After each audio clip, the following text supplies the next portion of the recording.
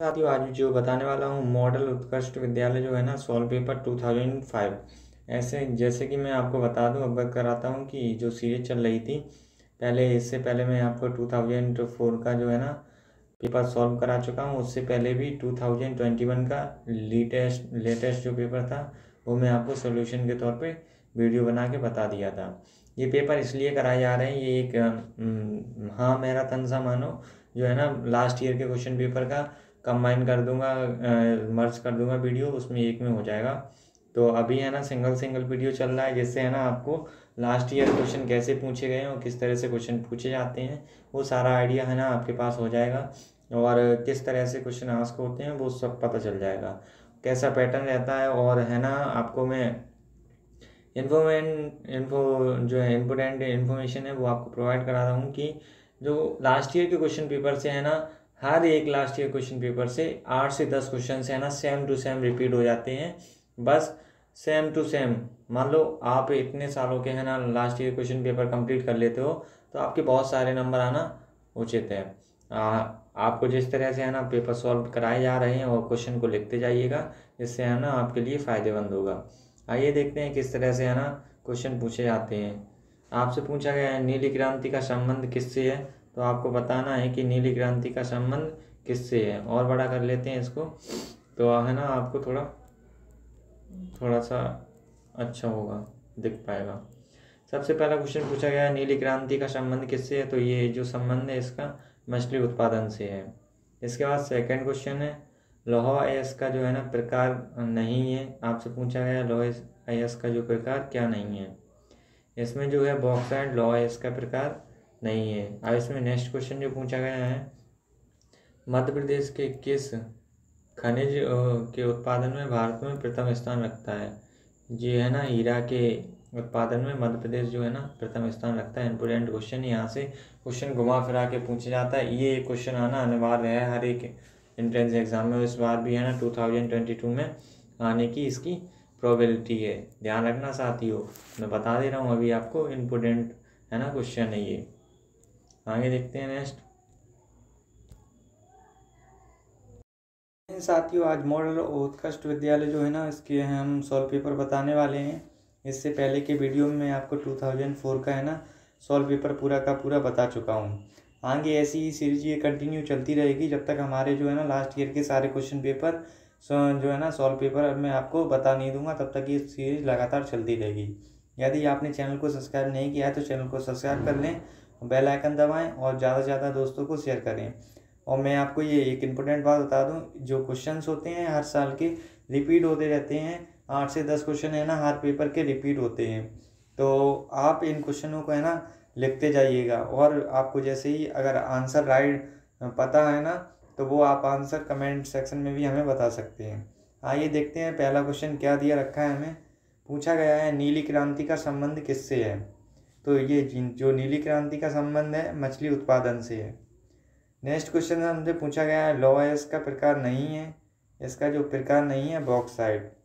आगे next question हमसे पूछा गया है मध्य प्रदेश किस खनिज के उत्पादन में भारत में प्रथम स्थान रखता है।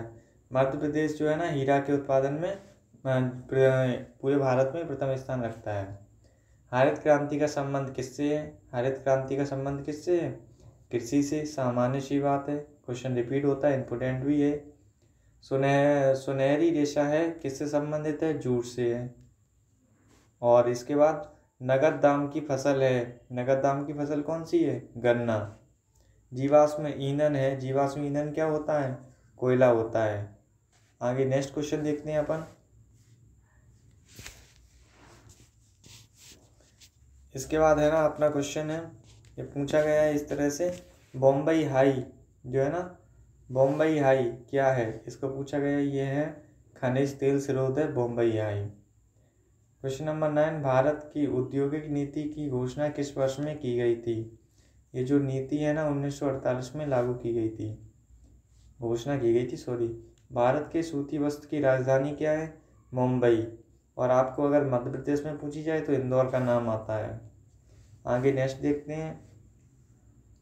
आपसे नेक्स्ट क्वेश्चन किया गया है राजा मान सिंह तोमर के जो है ना कहाँ राजा मानसिंह तोमर कहाँ के राजा थे? ये जो राजा थे ग्वालियर के, राजा मानसिंह तोमर ग्वालियर के राजा थे। और क्वेश्चन नंबर 12 पूछा गया है, मध्य प्रदेश का कौन सा शहर भारत की पश्चिम केंद्रीय रेलवे जोन का मुख्यालय है? ये जो है जबलपुर। अक्सर ये क्वेश्चन पूछा जाता है, इंपॉर्टेंट है। मध्य प्रदेश का जबलपुर शहर भारत की पश्चिम रेलवे जोन WCR का मुख्यालय है। जबलपुर मध्य प्रदेश का एकमात्र है ना रेलवे जोन है।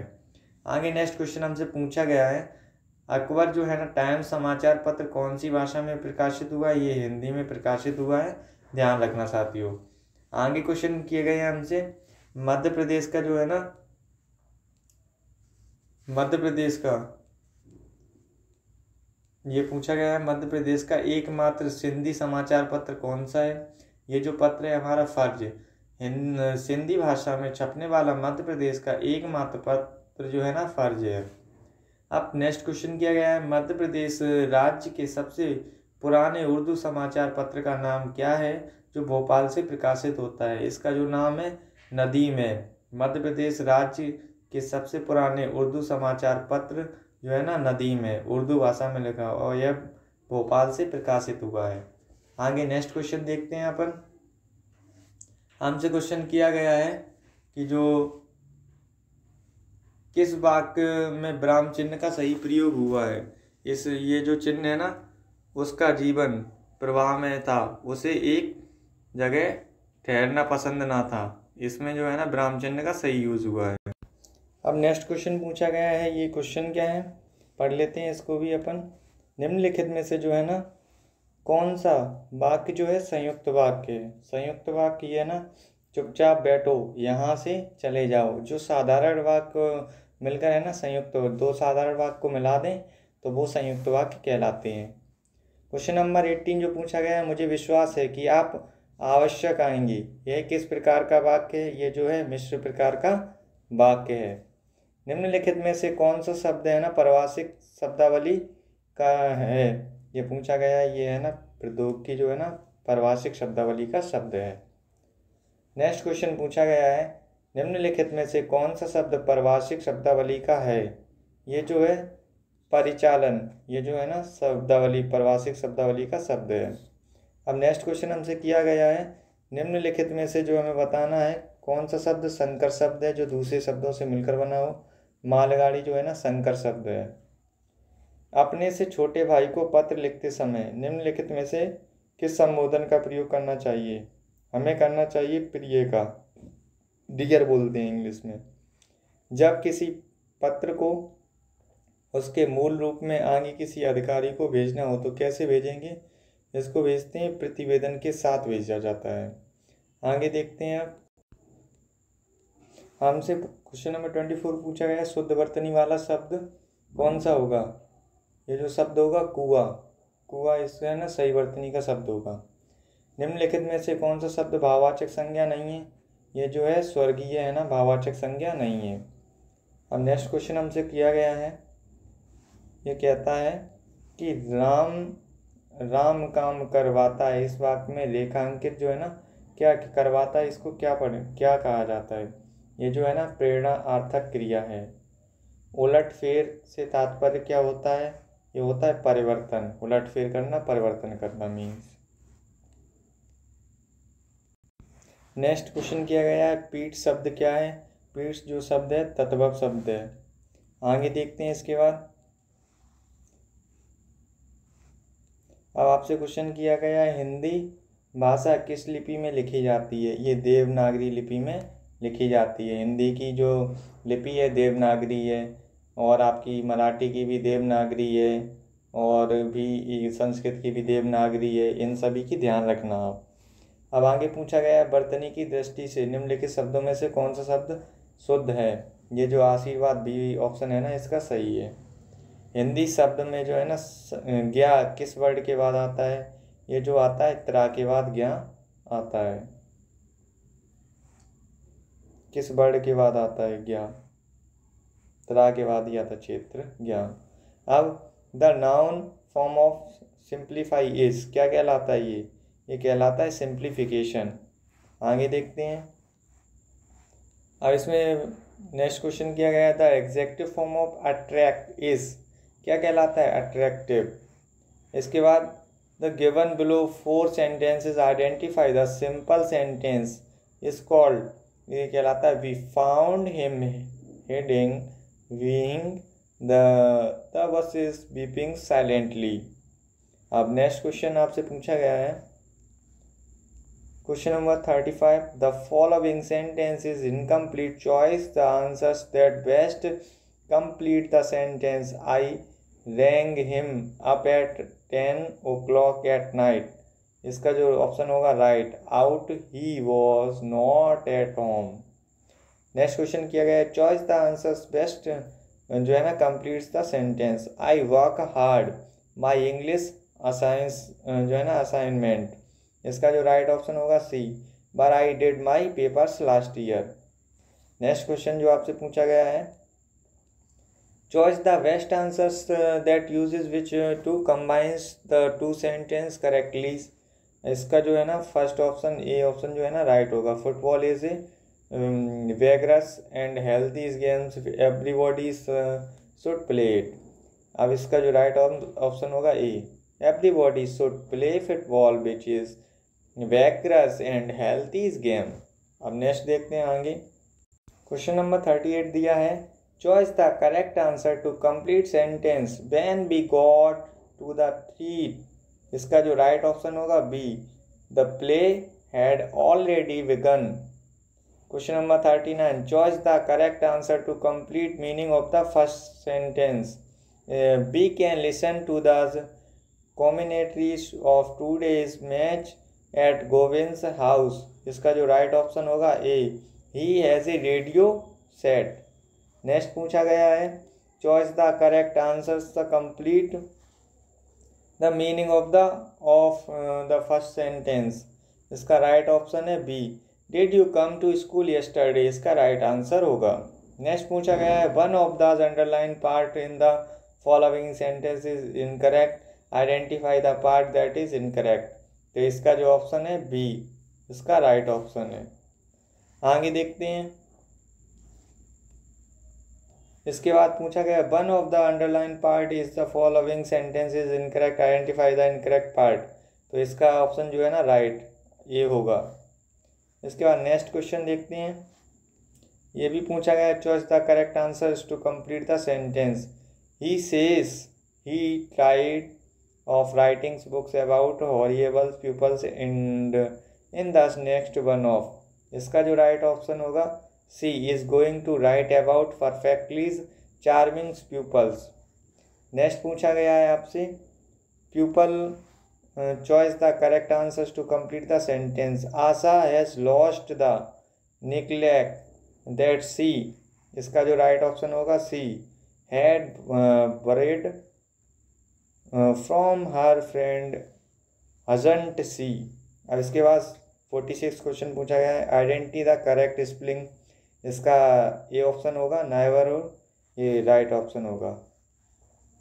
अब यहाँ 47 क्वेश्चन नंबर पूछा गया है आपसे वायुमंडल में गैसों की मात्रा का बढ़ता हुआ क्रम हमें बताना है। ये क्या होगा? अक्रिय गैस है, फिर कार्बन डाइऑक्साइड, ऑक्सीजन, फिर उसके बाद नाइट्रोजन। इसके बाद नेक्स्ट क्वेश्चन किया गया है हानिकारक विकिरणों से बचाव क्या करता है, कौन करता है? ये जो है ना ओजोन मंडल होता है, ये हमारा हानिकारक किरणों से बचाव करता है। क्वेश्चन नंबर 49 पूछा गया है वायुमंडलीय नाइट्रोजन का जिस जीवाणु द्वारा यौगिकरण होता है वह क्या कहलाता है? सहजीवीय जीवाणु कहलाता है।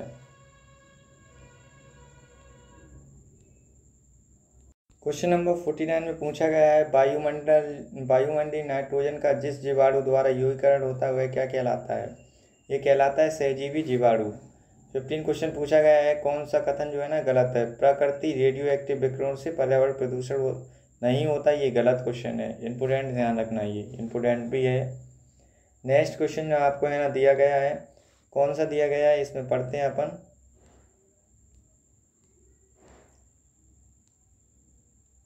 नेक्स्ट क्वेश्चन हमें दिया गया है कौन सा कथन गलत है?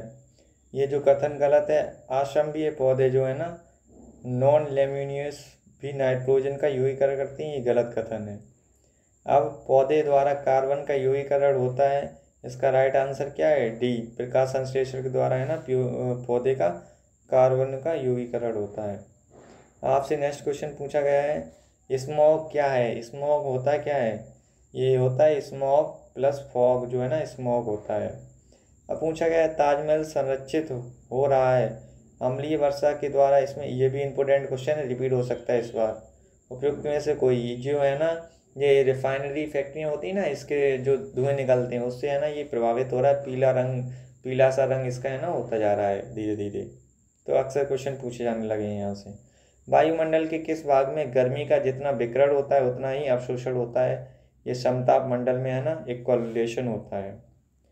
प्रदूषण वायु में सांस लेने से क्या होता है? ये जो श्वसन रोग हो जाता है प्रदूषण वायु में सांस लेने से। सभी क्वेश्चन को है ना राइट करते जाइए, आपके लिए इम्पोर्टेंट सेक्टर है ये, और आगे भी है ना आगे की ईयर के जो है ना लास्ट क्वेश्चन पेपर्स आपको इसी माध्यम से है ना प्रोवाइड करा दिए जाएंगे। वायुमंडल में कितना मुख्यतः विद्यमान है?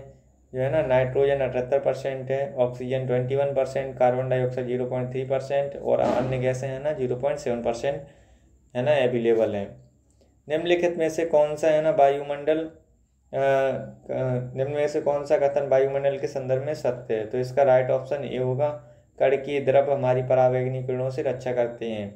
इसके बाद निम्नलिखित में से है ना कौन सा वायु के लेड प्रदूषण के लिए उत्तरदायी है? इसका राइट आंसर होगा टेट्रा एथिल लेड। आपसे यहाँ क्वेश्चन नेक्स्ट किया गया है, स्वचालित वाहनों में पेट्रोल के जलने पर वायु प्रदूषण होता है, क्योंकि इसमें है ना इसका डी ऑप्शन सही होगा, जो है ना नेक्स्ट पेज पे दिया रखा है। तो आइए देखते हैं नेक्स्ट पेज पर, ये दे रखा है, सॉरी इसका सी ऑप्शन राइट है यहाँ पे, सॉरी गलती हो गई, इसका जो है ना सी ऑप्शन राइट होगा। CO2 और CO नाइट्रोजन ऑक्साइड के है ना अदग्य हाइड्रोजन कार्बन बनाते हैं, ये आपसे हाइड्रोकार्बन बनाते हैं। और क्वेश्चन नंबर नेक्स्ट देखते हैं हम, यहाँ से क्वेश्चन नंबर 61 आपसे पूछा गया है। क्या पूछा गया है ये देखते हैं, उच्चतम प्रतिशत वाले जो है ना वायु के मुख्य प्रदूषक हैं, क्या हैं? ये हैं CO2 और SO2। समीकरण दिया है Mg plus H is equal है ना Al बराबर में पूछा गया है छूटा हुआ क्या है नाभिकीय कण। तो इसमें जो है ना बी, एक न्यूट्रॉन छूटा हुआ है, ध्यान रखना इस बात को आप। नेक्स्ट क्वेश्चन दिया है, एक ध्वनि तरंग जो है ना वायु की, एक ध्वनि तरंग, अरे ये मार्कर क्यों नहीं चल रहा भाई, ये ध्वनि तरंग वायु से पानी में जाती है, निम्न में से तरंग कौन सी राशि नहीं बदलेगी? इसका सी ऑप्शन होगा आवर्ती। माध्यम बदलने पर अपवर्तन की प्रक्रिया होगी, जिसमें वेग और तरंग दैर्घ्य आयाम बदल सकते हैं, किंतु आवर्ती कभी नहीं बदलती। आपको एक बात बता दूं, जिस समय आप नहीं पढ़ रहे हैं उस समय कोई ना कोई पढ़ रहा होगा, जब वो आपसे मिलेगा वो जीत जाएगा। मान लो अभी आप नहीं पढ़ रहे हो, जिसने भी ये क्वेश्चन पेपर है ना सॉल्व पेपर लगाए होंगे वो है ना आपसे कई गुना आगे होगा।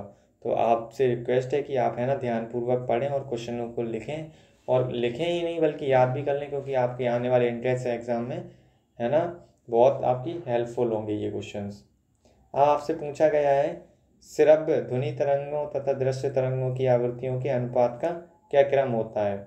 ये होता है 1:10 की घात जो है ना -14। अब नेक्स्ट है ना, हमारे सौरमंडल की आयु लगभग है कितनी है? ये हमसे पूछा गया है, ये हमें बताना है।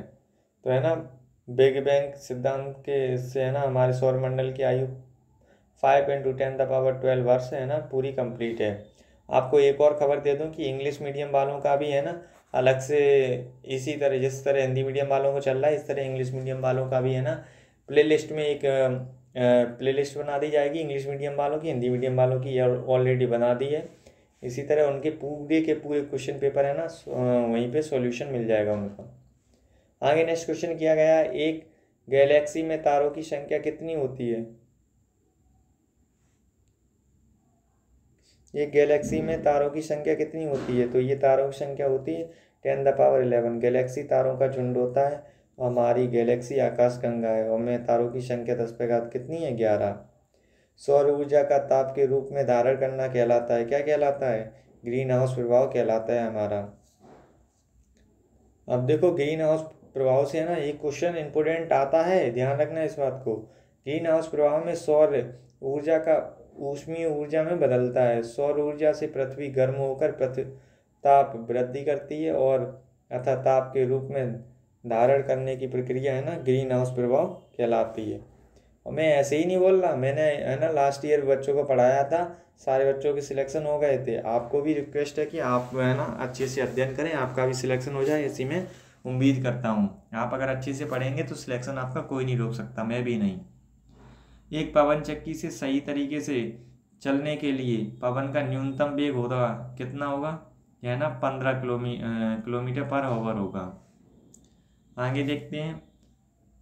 अब IBA जो है ना एनोएरोबिक बैक्टीरिया की धीमी क्रिया समुद्री जीव एवं पौधों को है ना बदलता है। क्या बदलता है? ये बायोगैस। काला रंग जो है ना ऊष्मा का अच्छा अवशोषक होता है, अतः सौर ऊर्जा का अधिकतम अवशोषक करने के लिए यंत्रों की काली सतह जो है ना पोती जाती है।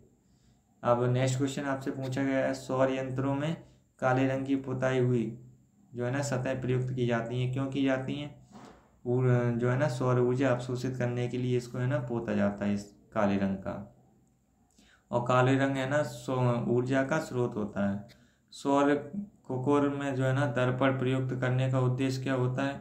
जिससे कि इसका जो है ना ग्रीन कुकर का आकर्षण दिखाने के लिए नहीं, कुशलता बढ़ाने के लिए नहीं, सतह की क्षेत्रफल के लिए जिस पर सौर ऊर्जा गिरती है। ये राइट ऑप्शन होगा इसका। वो 71 का सी जो ऑप्शन है राइट होगा।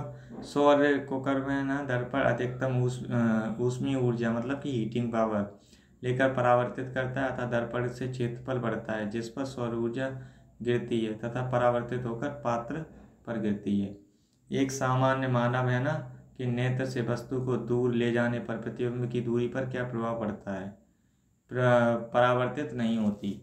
नेत्र में समाजन क्षमता के कारण वस्तु की प्रत्येक स्थिति में नेत्र द्वारा प्रतिबिंब रेटिना पर ही बनता है, अर्थात वस्तु दूर से ले जाने पर प्रतिबिंब की स्थिति है ना नहीं बदलती।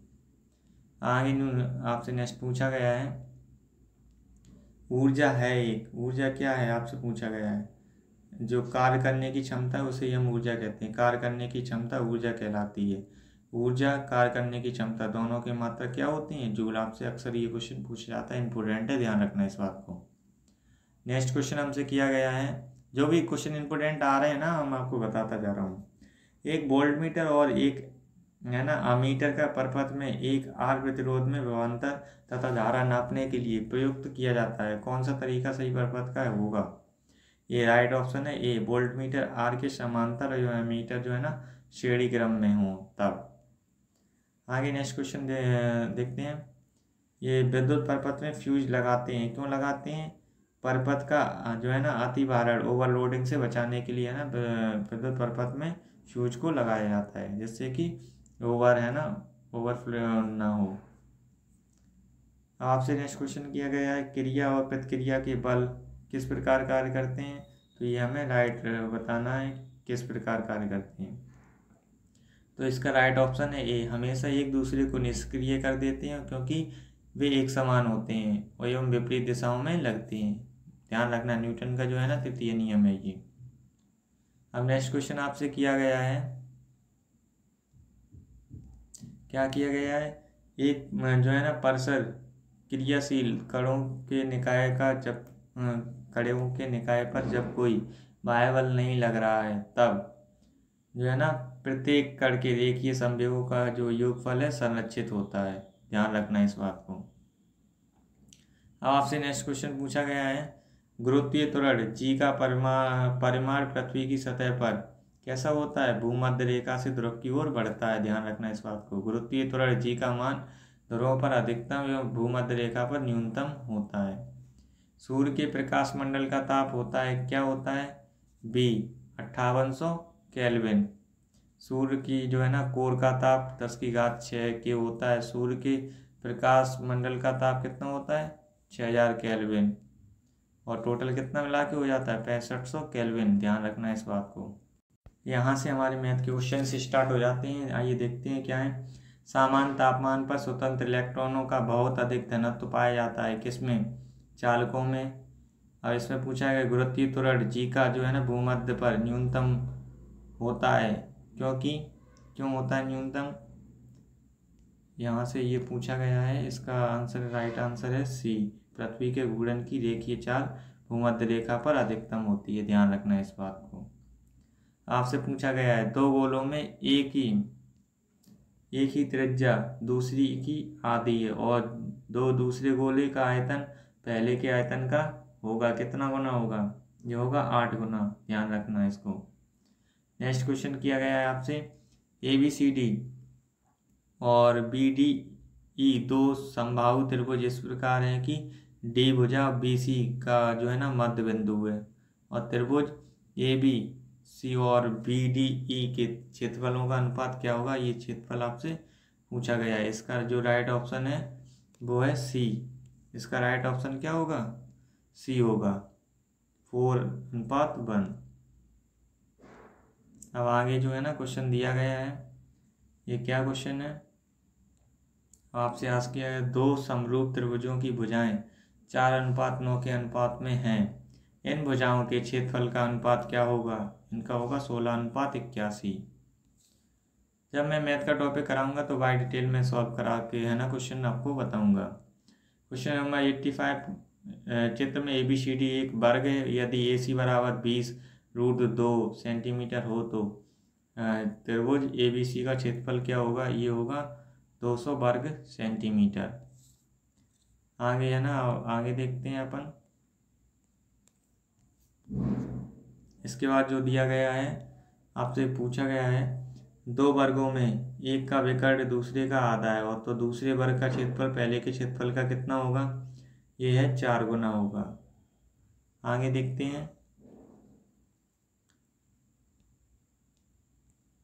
अब एक अर्धवृत्त में व्यास पर बना त्रिभुज ABC है जिसका त्रिभुज BAC 30 डिग्री है और त्रिभुज BCA है ना का मान अपन को बताना है। इसका जो राइट आंसर होगा 60 डिग्री। अब चलो कलर चेंज करता हूँ, इसके बाद बहुत हुआ यही कलर चलाते चलाते। इसका साइज भी थोड़ा कम करता हूँ और ग्रीन करता हूँ, ठीक है, ओके।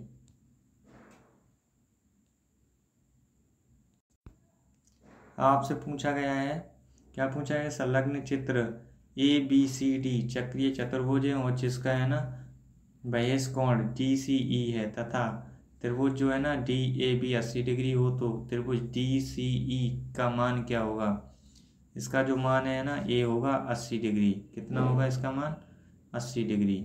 आगे देखते हैं। आपसे पूछा गया है संलग्न मतलब दिए हुए चित्र में है ना एक वृत्त है जिसका केंद्र O है, त्रिज्या OP बराबर 10 सेंटीमीटर, जीवा PQ और लंब OR 6 सेंटीमीटर है, तो PQ बराबर हमें बताना है। इसका जो राइट ऑप्शन होगा D 16 सेंटीमीटर, इसका राइट ऑप्शन होगा। आगे जो नेक्स्ट क्वेश्चन हमसे पूछा गया है, वृत्त की जीवा AB बराबर 10 सेंटीमीटर है और रेखा AB पर B 8 सेंटीमीटर है। दूरी पर एक बिंदु P लिया गया है और बिंदु P से वृत्त पर जो है ना स्पर्श रेखा PC खींची गई है, तो स्पर्श रेखा PC की लंबाई कितनी होगी, ये हमको पूछा गया है। इसकी जो लंबाई होगी ये 12 सेंटीमीटर होगी, इसको ध्यान रखना। आगे देखते हैं। आगे जो क्वेश्चन दिया गया है, दो वृत्तों के केंद्र के बीच की दूरी जो है ना 4.5 सेंटीमीटर है, उनकी त्रिज्या में क्रमशः 2 सेंटीमीटर 2.5 सेंटीमीटर। उन वृत्तों पर कितनी स्पर्श रेखाएं खींची जा सकती हैं, तो उन पर है ना 3 रेखाएं खींची जा सकती हैं, चित्र में आपको दिखाया गया है। आगे देखते हैं। जो क्वेश्चन आपको दे रखा है, ABCD एक चतुर्भुज है ना, चक्रीय चतुर्भुज है, वृत्त के बिंदु पर B स्पर्श रेखा PBQ खींची गई है। यदि त्रिभुज DBP बराबर 65 डिग्री हो तो त्रिभुज BCD का मान क्या होगा, इसका जो मान है 110 डिग्री होगा, इसका राइट ऑप्शन है। आगे देखते हैं। आगे पूछा गया है एक तार से वर्ग बनाया गया है और जिसकी एक भुजा 10 सेंटीमीटर है, उसी तार से आयतन बनाया गया हो और जिसकी लंबाई 12 सेंटीमीटर हो, तो आयतन की चौड़ाई क्या होगी, इसकी चौड़ाई होगी है ना 10 से 8 सेंटीमीटर। आगे भी क्वेश्चन दे रखा है और इसमें जो पूछा गया है, एक आयताकार चादर का परिमाप 100 सेंटीमीटर है, यदि उसकी लंबाई 35 सेंटीमीटर हो तो चौड़ाई की माप हमसे पूछी गई है। इसका आंसर जो है ना 15 सेंटीमीटर होगा, राइट आंसर है। आपसे है ना नेक्स्ट क्वेश्चन पूछा गया है, वृत्ताकार चादर की पर्दे की माप है ना 154 मीटर है, तो इसका क्षेत्रफल क्या होगा, 1886.5 वर्ग मीटर होगा। आगे आपसे क्वेश्चन पूछा गया है 3 पॉइंट जो है ना 7.777 का PYQ रूप क्या होगा। इसका जो है ना सी ऑप्शन राइट ऑप्शन होगा। आइए देखते हैं सी ऑप्शन इसका क्या है। इसका सी ऑप्शन है ना 34/9। आगे पूछा गया है सूर्य जो है ना लगभग कितने वर्ष पुराना है, तो ये है ना 4700 मिलियन वर्ष है ना पुराना है। अंतरिक्ष में जाने वाले प्रथम यात्री का नाम क्या था, जो है ना इसका नाम था यूरी गागरिन। ये अक्सर पूछा जाता है, इंपोर्टेंट क्वेश्चन है, ध्यान रखना इस बार के लिए भी। और इसके बाद जो है ना मीर नामक अंतरिक्ष यान किस देश का था, तो ये था पूर्व सोवियत संघ का। नेक्स्ट क्वेश्चन आपसे पूछा गया है आपसे न्यूटन नामक वैज्ञानिक किस देश का था, ये जो है ना इंग्लैंड का न्यूटन नामक।